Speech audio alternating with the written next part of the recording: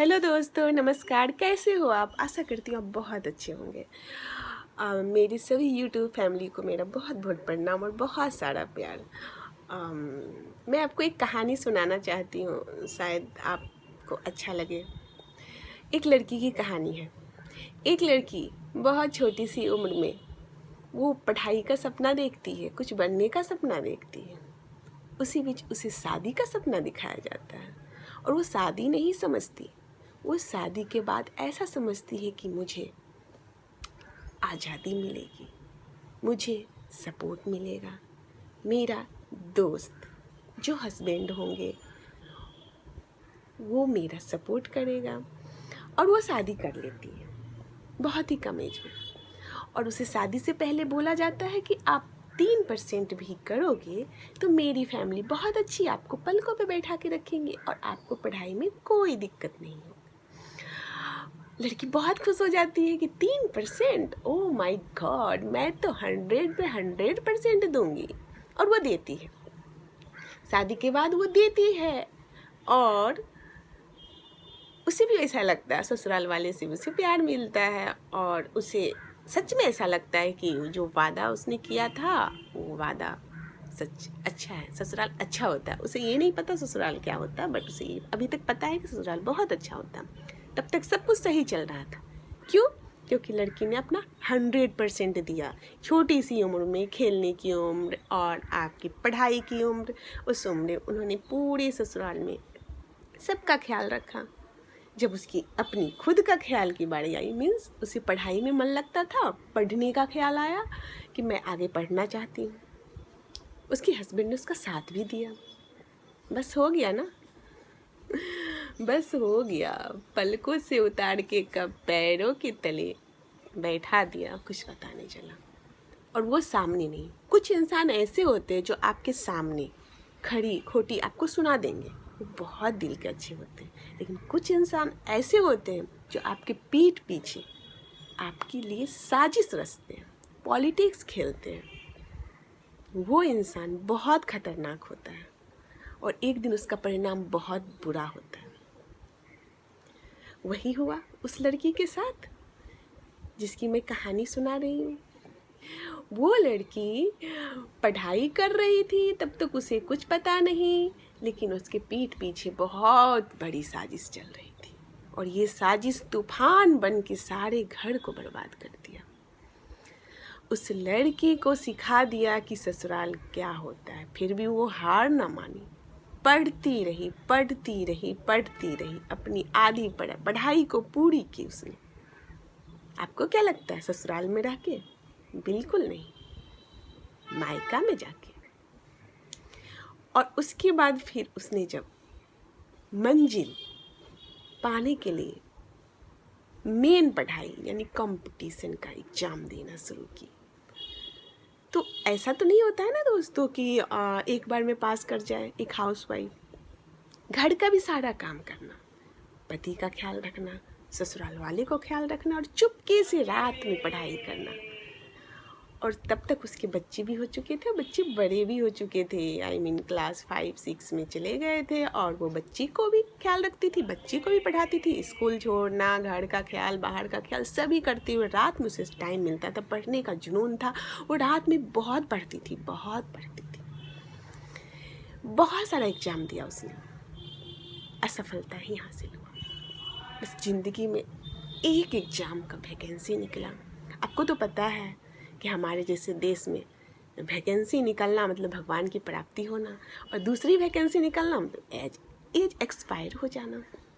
मतलब आप उस एग्ज़ाम को देने लायक आप रहेंगे ही नहीं।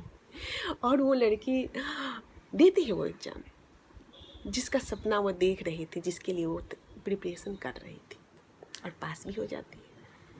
परंतु बात यह है कि एग्ज़ाम पास करना एक एग्ज़ाम तो होता नहीं है, तीन एक एग्ज़ाम को पास करने के लिए तो आपको 3 एग्ज़ाम देना पड़ता है, 3 से 4 एग्ज़ाम्स देने पड़ते हैं। तो उसने 2 एग्ज़ाम्स पास कर गए और तीसरी एग्ज़ाम्स में उसके घर में कुछ ऐसी घटना घट गई जिसके कारण माइंड प्रेशर बढ़ा और डिप्रेशन में जाने के कारण प्लस से माइनस मार्किंग यानी कि कट ऑफ तक से ज़्यादा उसका मार्क्स आया था। लेकिन उससे ज़्यादा उसका गलत यानी माइनस मार्किंग में चला गया और वो बहुत निराश हो गई। 1 साल डिप्रेशन में रही, किसी तरह 1 साल डिप्रेशन से उभरी। फिर उस पे ना जाने कलंक पे कलंक, कलंक पे कलंक, बहुत सारे कलंक चढ़ाए गए। कोई भी इंसान जब आपको दिल से प्यार करता है, वो लड़की भी दिल से सबको प्यार करती थी पॉजिटिव वे में, लेकिन निगेटिव वे में जब आपके प्यार को लिया जाता है तो वो प्यार बहुत खतरनाक होता है। और उस लड़की का प्यार भी लास्ट में इतना खतरनाक हुआ कि वो बहुत बड़ा कदम उठा बैठी। क्यों? उसके पास 2 ऑप्शन था, या तो वो पागल हो जाती, या तो वो घर से भाग जाती, या उसे शांति चाहिए। तो आप बताइए वो क्या की होगी? बहुत संघर्ष की थी। अब वो थोड़ी एज उसका हो चुका था समझने के लिए कि इंसान को पहचानने के लिए पॉलिटिक्स कैसे खेला जाता है। इंसान सामने इतनी अच्छी सी बातें करती है, पीछे उसके दिल में क्या है, अंदर उसके दिल में क्या है। तो उसे समझने के लिए उसे अच्छी तरह समझ में आ चुका था कि आखिर बात क्या है। फिर उन्होंने बहुत सोचा क्या करूं क्या करूं। लास्ट में उसने डिसीजन लिया, शांति, ना पागल होना ना घर से भागना, क्योंकि उसके एक बच्चे भी थे। शांति, और शांति के लिए उन्होंने बहुत बड़ा कदम उठाया, जो उसे भी लगता है कि वो गलत किया, बट जब सोचती है गहराई से और पूरी बातें याद करती है, क्योंकि एक कहा जाता है कि आपके साथ जब कोई बुरा करता है तो आप उसके साथ बुरा नहीं करते हो, आपके द्वारा बुरा करवाया जाता है, भगवान करवाते हैं। तो ऐसा ही हुआ उस लड़की के साथ। जब उसकी कहानी मैंने पढ़ा तो मुझे बहुत अच्छा लगा। ऐसा ही करना चाहिए, ज़िंदगी एक बार मिलती है। आप इज्जत करो, अपने से बड़ों को इज्जत करो, लेकिन आपको भी इज्जत मिलना चाहिए, इसका ख्याल रहे। आपको भी प्यार मिलना चाहिए, इसका ख्याल रहे। आप दूसरे के मम्मी पापा का इज्जत करो, दूसरे के मम्मी पापा का रिस्पेक्ट करो, लेकिन आपकी मम्मी पापा का भी रिस्पेक्ट होना चाहिए, ये आपको जानना होगा। ये आपको मिलना चाहिए, ये आपका हक है। क्यों?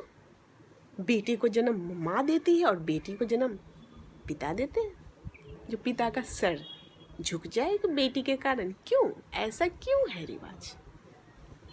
तो उस लड़की ने बहुत अच्छा काम किया।